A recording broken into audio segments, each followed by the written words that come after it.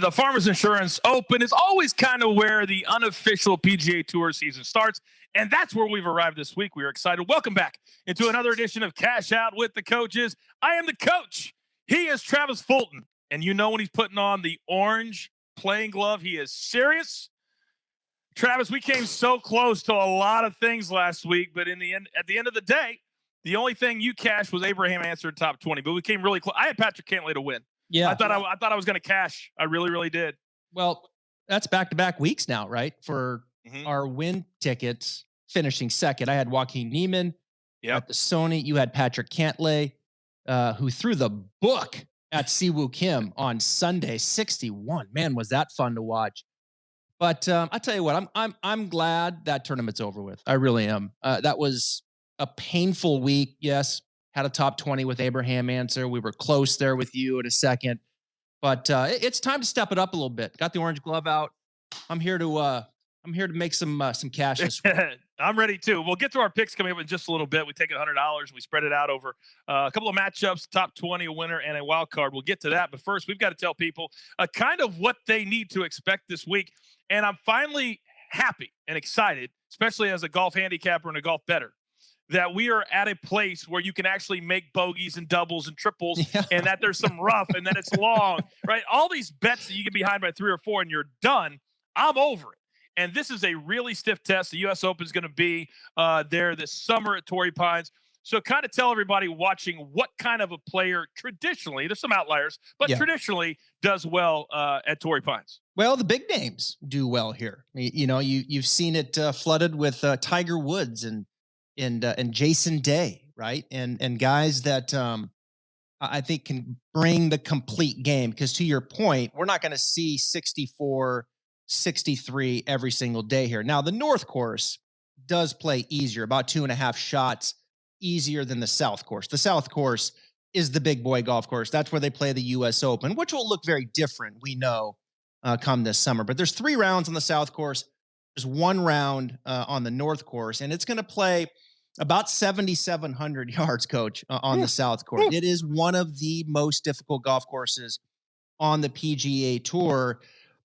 If you shoot 65 here, you're probably going to get some ground, right? You know, and we've seen the last 2 or 3 weeks, you shoot 65, you're like, man, did I get any ground? Because there was a 64, there was a 63, there was a 61 by Cantlay. I mean, these guys were filling it up. So, you know, you look at this golf course historically, you're going to see more balls off the tee missing the fairway than you're used to seeing.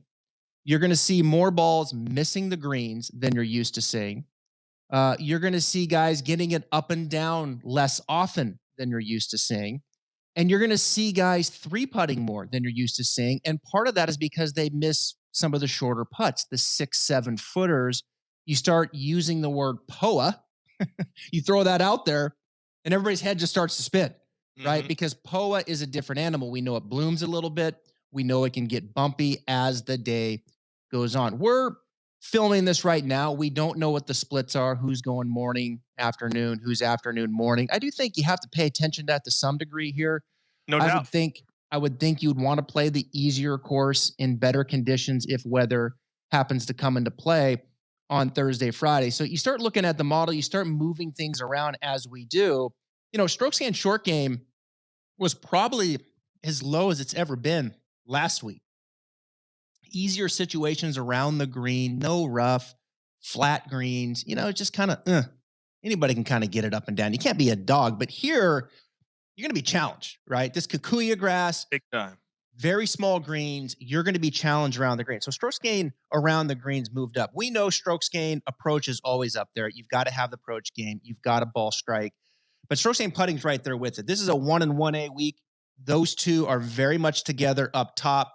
In particularly, who can putt the POA well? I've been looking at, you know, guys that putt POA better than other parts of the greens or other green surfaces. So strokes gain approach, strokes gain putting, POA, right there, 1 and 1A. And then right underneath that, as close as it ever will be probably on the PGA Tour, strokes gain around the green. It's right there.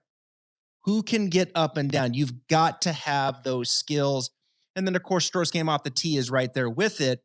And I do think length, you have to factor that in this week. Length has been maybe neutralized to some degree last week. Pete Dye can do that to you, kind of force your hand a little bit. I think this week, because guys are going to be hitting it off the fairway so often, just bomb it, right? You're better off being 315, 320 down there in the rough than you are laying back, say 290 in the rough. So I think you have to factor in some length here this week as well. This is a big boy golf course. We've got a good field. I'm excited to watch it. Yeah, you look at the last 5 champions, there's a little bit of everything. Like I said, there are some outliers. You had Mark Leishman, who's the defending champion, Yep. who is playing a little bit better the last couple of weeks anyway. Then you had Justin Rose in 2019, Jason Day the year before that, John Rahm with that amazing eagle putt to win it in 17. Then Brant Snedeker, who's won it twice here in 2016. So it's not a guarantee that it's a bomber, but it's usually somebody that can really get it out there when you look at the recent champions. But there are 3 big names this week before we get to our picks that I want to hit on, that all, at least if they haven't changed coaches, they've had different eyeballs on their particular swing. The big news coming out on Monday was that Brooks Koepka had parted ways with Claude Harmon, who is, part of the famous Harmon troop that is coaches for so many guys. Yep. And then Jordan Spieth had Butch Harmon take a look at his swing, and then Jason Day has a new coach as well. When you look at these 3, and Jason Day loves this golf course. He won there 2 years ago. Who do you think needs to have the biggest week or the most important week based off the fact they have so much going on and changing to their game and to who's coaching them? Well, that's a tough question, right? Putting all your stock into 1 week. I think the most surprising, let me get to that. The most surprising to me was Koepka parting ways with Claude Harmon III. I mean, these guys had a terrific run, and it wasn't like Brooks was playing awful golf. He's been hurt. He's had injuries. It's tough to play at a professional level when you're hurt. I think the timing of that, as we kind of look back now and when it happened, we just found out about it a couple days after the Masters, rumor has it, when DJ won, which Claude helps him. Is that a bit coincidental? I think not. I think Brooks probably wants his own team and wants to kind of take this head on. I told you last week, Brooks is going to be motivated this year. And I think he's already making some decisions like, I'm going to get my team right. I don't want my coach sharing with the number 1 player in the world and also working with me, which might be, kind of a shallow way to look at it, considering they've had such a good run. I mean, Claude helped Brooks from his time on the European Tour when he was young, all the way over here now to winning, major championships. And coincidentally, Siwoo Kim, who Claude Harmon III has worked with now for 18 months, wins last week. And he's done a very good job with them. So that's the most surprising one to me. I think it'll take a little time, I think, with Day. I expect to see some changes with the right knee with Day, some lengthening of the right leg. Day's always kept his knee flexed. He runs in some back issues. So I think there's going to be some changes there. And then I think with Spieth, I would have to probably answer your question. Spieth is the guy. We need to see it now. It's time for Spieth. We're going 3 years. Let's go. Let's just hit some fades off the tee. It's baffling to me. We're still talking about this 3 years into it.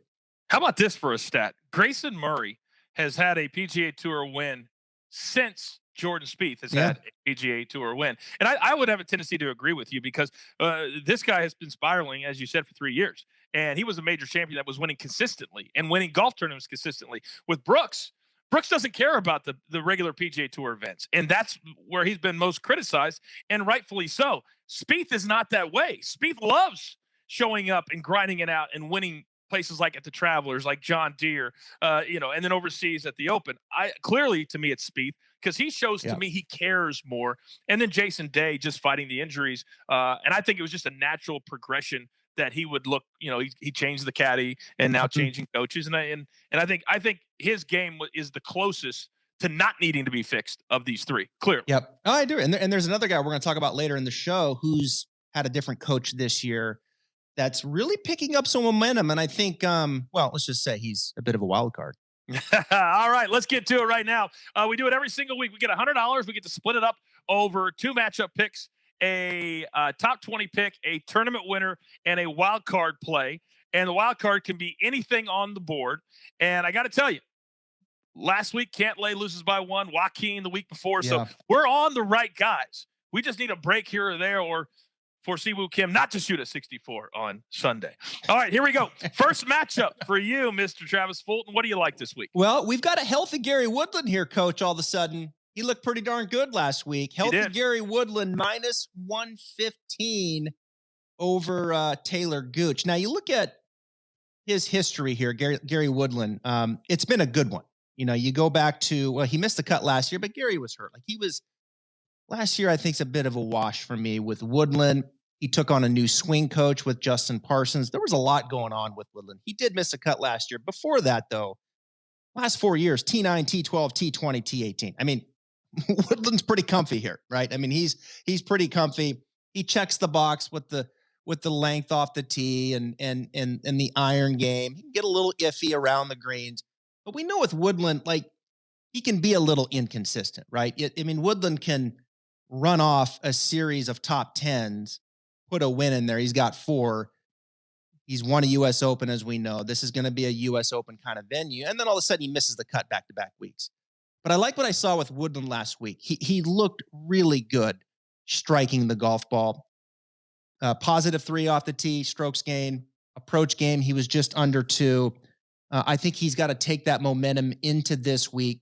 He likes this place. He looks healthy. He looks comfortable with the changes that he's made with Justin Parsons. I think this is an easy bet. $20, Gary Woodland over Taylor Gooch. I hate to admit it, but I had him written down when I do my handicapping. This was one of the matchups that I really, really like. But I said, you know what? I'll let Travis have it. I'll give Travis. I appreciate that, Coach. I'll give you the layup. No problem. All right, my first matchup this week, I'm going to go against Brooks. I'm one of those guys. You know, I play by feel. You know, some guys play. You know, they're finesse players or they're technique players. I'm a player that plays by feel, and my feeling is that Brooks is a long way away, even though he had 2 top 10s late in the year. He's a long way away, especially changing coaches, from understanding what his game is supposed to look like and showing up to a non-major. How much does he care this week? And then you have Harris English, who cares a whole bunch. He just won. He's playing great golf. And you're going to give me this, minus 145. I'll take it all day long. And if I lose this matchup, I'm fine with it. But the numbers say that Harris should beat him over the course of 4 days by 4 or 5 strokes. Mm-hmm. This was an easy one for me. Brooks has to show me something, and he just hasn't lately. Well, you know, let's go back. I had Brooks to win last week, and this, I didn't know of the changes. And that's like code. That takes some time, especially when you've been with an instructor for so long. I mean, if I would have known that, I would have never picked him to win, ever. But I got to say, on Friday, I watched his round. He was 4 under through 6 on the Nicklaus course and hitting a lot of good shots. And then he hits it in the water and makes triple, and then he misses the cut. But I tend to agree. You know, I've always say, don't scroll past Harris English. He's so easy just to scroll past. Right? I know. And he has no weaknesses. Coach, I like the bet. You're probably going to win this one. All right. What's your second matchup today? Okay. Second matchup. My boy.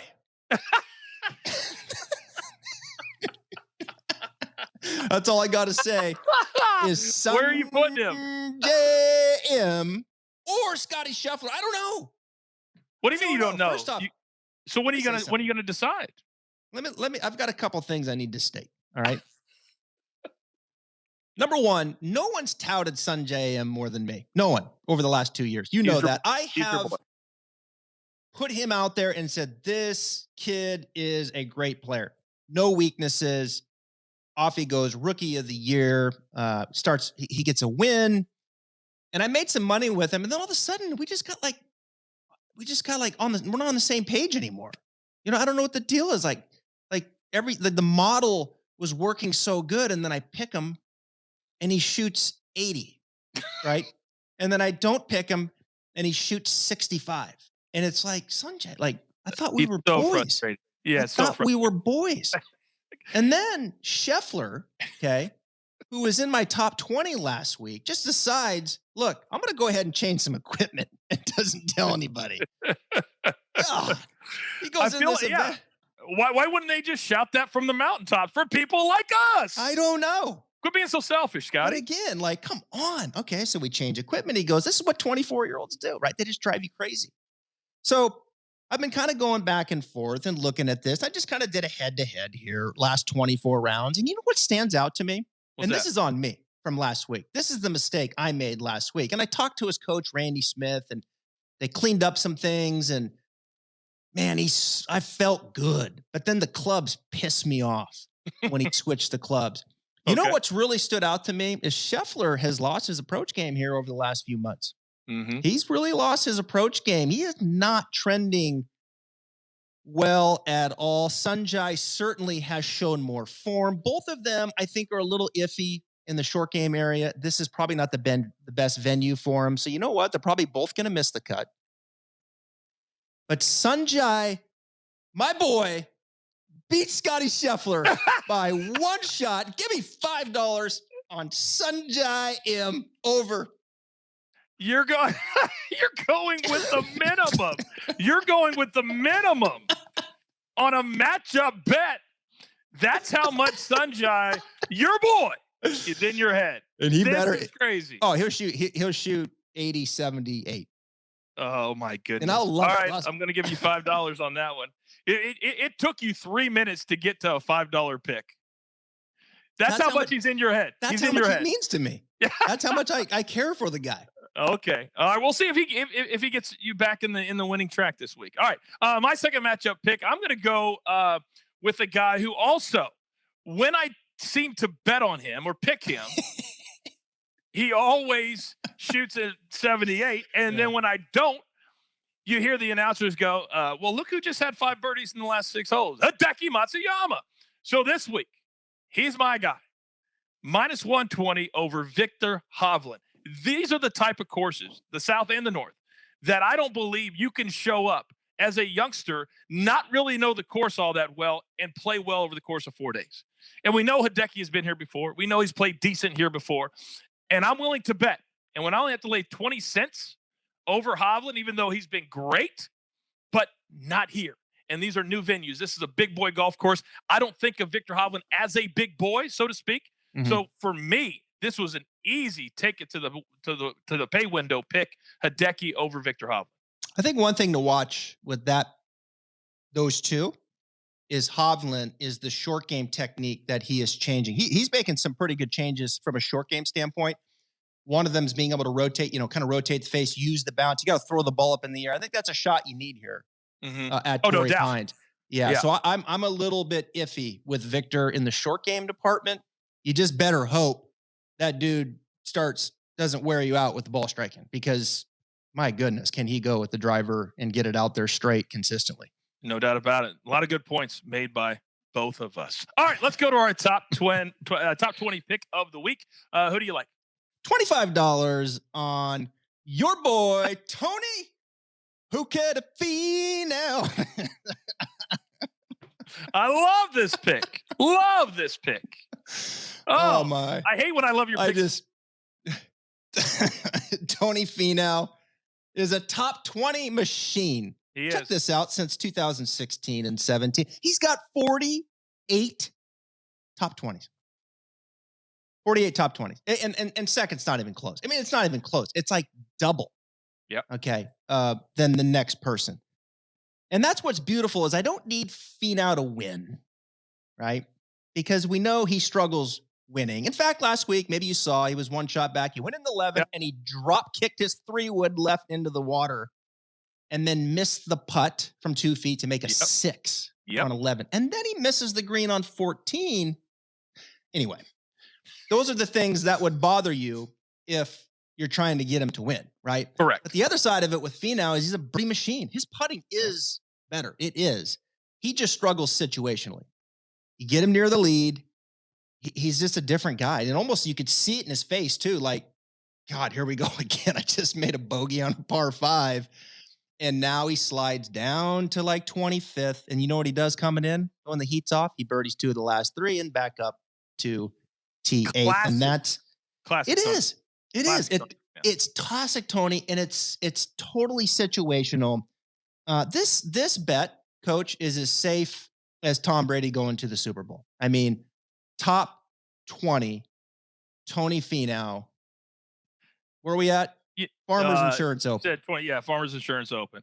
I remember the first time I met him was I went to this event a few years ago, and I walked around with Tiger, Dustin Johnson, and Jason Day. And that's when I realized you got to be a special kind of player to win on this venue. I mean, it was you walk onto this course and you're like, how does anybody ever shoot a 68 here? I mean, it is daunting to the eye. Yep. But Tony Feno, I met him. This is where I met him, and I remember thinking, oh, he's big, he's strong, he's great. And even your nugget about top 20s is great. He has more top threes. It's like triple the next guy on the PGA Tour since 2016. The dude can get close to the leader. For some reason, something goes off in his head when he gets at the top on Sunday, and he just can't finish the job. And we're getting to a point, Travis, that it's no longer, oh, he's going to get it done. It's like, can he get it done? That's the question. And that's kind of offensive to a top flight tour pro, but that's where he's at because he never finishes. So he can't be hot at us. He can't be hot at us. I hope he is. He needs to get hot. Somebody needs to get in his face and say, somebody needs to get in his face and say, hey, what's up? Right? Yeah. Like, let's go. Step on the neck. When you're tied with Max Homa and Steve Kim, you got to go. You got to go. You got to take advantage of the par fives. You can't bogey him with your length. 100%. You can't go into 16 at Stadium Course at La Quinta and make par there. Like, you got to overpower it. Put your foot down. Let's go. He needs an ass chewing, and someone needs to get a light of fire under him when the moment hits, because clearly what he's doing right now is not working. In fact, Coach, I think he's going backwards when he's in the hunt. I do too. Now, my guy that I have for the top 20 pick this week has not been going backwards. However, my pick scares me a little bit because he took 13 years off of this tournament because he just felt like the venue did not match up well for his game. And I'm talking about Ryan Palmer. But then he comes back a couple of years ago, plays very, very well, had the 36-hole lead at one point. And now when you read his quotes, he's fallen in love with Torrey Pines. He loves the South Course. So that's what I need from a player that I'm picking for a finish. I need to hear, I love coming to this course. I feed off of the difficulty of this course. And so for me, getting plus money on top 20, Ryan Palmer plus 175. And I'm going to put, what did I say, Cody? Can't remember what I put on it. I think I said 15, I believe. I got to have Cody double check that for me, but I believe I said 15.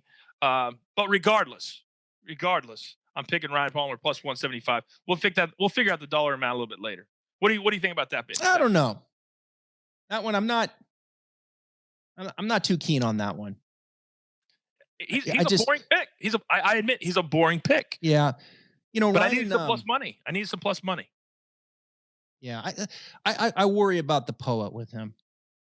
You know, the POA greens. That should be a t-shirt. My calculations, stand by for a second. When I get into my model, strokes gained total, last 24 rounds, Ryan Palmer's ranked 101st. So if you're into that kind of stuff, then 101st on a top 20 bet, then I'm with you. Okay, cool. All right, let's get to our winner this week. Who do you like? The winner of the Farmers Insurance Open, my real boy. I'm talking my real guy, Rory Mcilroy. It's time. It's time, Coach. So last week over in Abu Dhabi, to me, and I watched a lot of it, and I was looking at Rory through the TV screen, and you know what I saw? I saw focused Rory Mcilroy. I saw a really toned Rory Mcilroy. Mm-hmm. Someone who has put the work in here in the last couple months. He looks great, and he looked engaged. He looked focused. And that may sound like, well, duh. No, it hasn't been the case with Rory. Rory didn't look like that to me last year. He looked preoccupied. He looked somewhere else to me, right? He was like, start the jet. I got things to do. So Rory looked focused. Now, he stumbled on Sunday. I get it. He shot even, lost by 5. Terrell Hatton won the event. But I liked what I was seeing with Rory. Like Gary Woodland, Rory loves his place, and even more, right? T3 last year. T3 in 2019, T18 in 2018.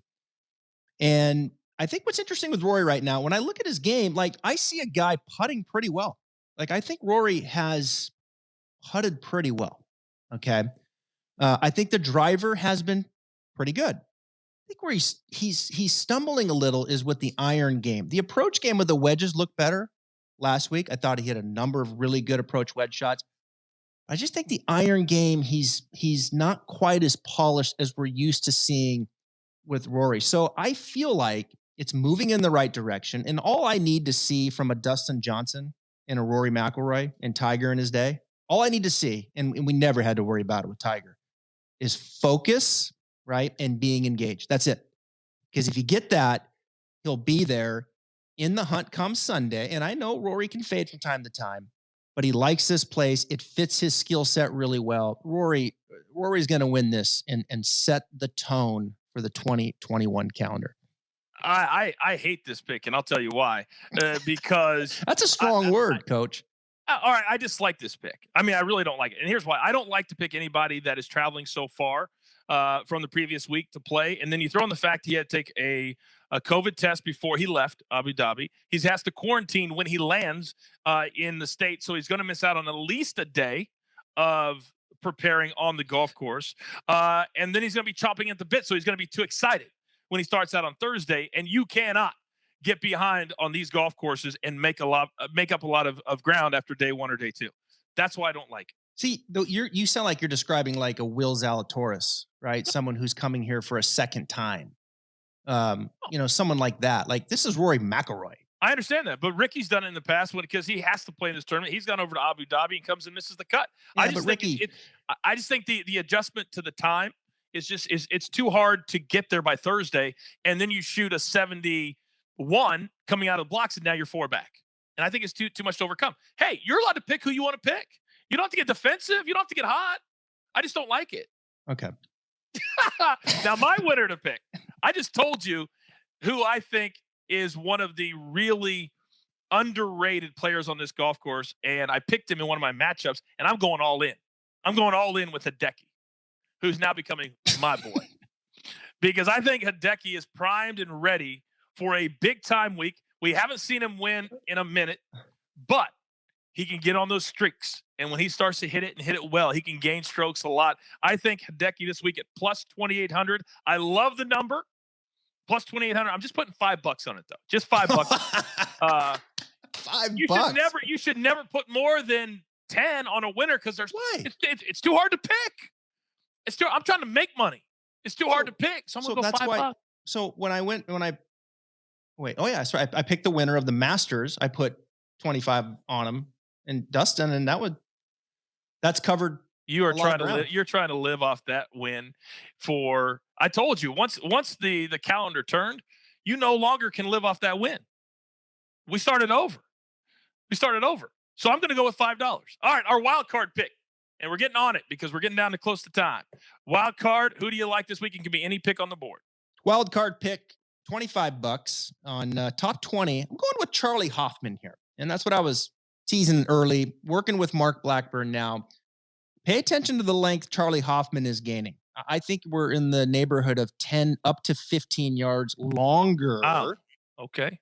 Off of the tee. And it's noted here early sample size in the new season. Strokes gained off the tee 17th. You know, it's kind of like when you get that Christmas present you asked for, right? Like you feel good. Like it just changes everything. The outlook, things that you were looking at maybe as a weakness before just feel better. When you get 10 to 15 yards off the tee, like the rest of your game just feels a little bit better because now you're hitting 7-iron instead of 5-iron, right? Into the greens. Your short game, which can be a little iffy from time to time, it's going to get a little bit better because you can't wait to go hit that driver again. I like Hoffman here. He was T9 last year. I think experience matters here. He's played it. He's kind of, he's taken some wounds here over the years, but I think a T9 said a lot last year. So I like what he's doing off the tee. I like the net effect through the bag. I thought he played really, really well at the Sony. I mean, he played great. He just didn't make anything and finished 14th. He comes out here. He likes POA and he makes some putts and he hits it anywhere like he did at the Sony. It's a lock. Top 20, Charlie Hoffman. And he's from this area. Yes. So he's played a million times on all these different courses. So at plus 400, not a bad play. My wild card pick, Cameron Davis, plus 600 for a top 10. And I'm going off the momentum that he has from a top 3 finish last week in the American Express. A couple more putts, and he's right there for the win. And he's now settled in. We talked about it last week that here's a guy who is starting to settle in. He's playing on the PGA Tour. Although he's young, he's got the game. I call him the prototype because he's the prototype for what golfers are going to look like moving forward. So at plus 600, top 10, Cameron Davis, it's just a hunch. But I think he continues that hot play from last week and gets inside the top 10 this week. Yeah, that's a good pick. It's not a hunch. Remember in the preview show, I gave you two names. Cameron Davis was one of them. Watch him. He's going to be coming. And here he is. He's arriving. He's a good player. I mean, you're going to hear his name a lot this week, just not, or a lot this year, just not this week. All right, we've got 1 minute left. We try to keep this thing under 30 minutes. Your final thoughts heading into really kind of the first week on the PGA Tour for a lot of people, especially golf bettors. I'm excited to see I'm excited to see the golf course push back a little bit. We've seen a lot of birdies, no rough. The South course is going to push back. You're going to see some guys making some double bogeys here. And I just think it's a little different now, right? These guys can come back to the field a little bit more. You felt like, gosh, the guy shot 2 under the last 2 or 3 weeks. You just didn't feel like you could even make it up because there just wasn't any big wrecks out there. So I like Torrey Pines. The South course is phenomenal. Big boy golf course. It'll be fun to watch. It really, really is. I'm looking forward to it. A lot of these matchups jumped off the page. And so hopefully you can take all of our picks straight to the pay window. That's going to do it for our producer, Cody Merrow, for Samantha, for our incredible partners, SportsPub, and Travis Fulton. I am the coach. Best of luck. Enjoy the Farmers Insurance Open. And we will see you next week right here in the only place that you can catch out with the coaches. See ya.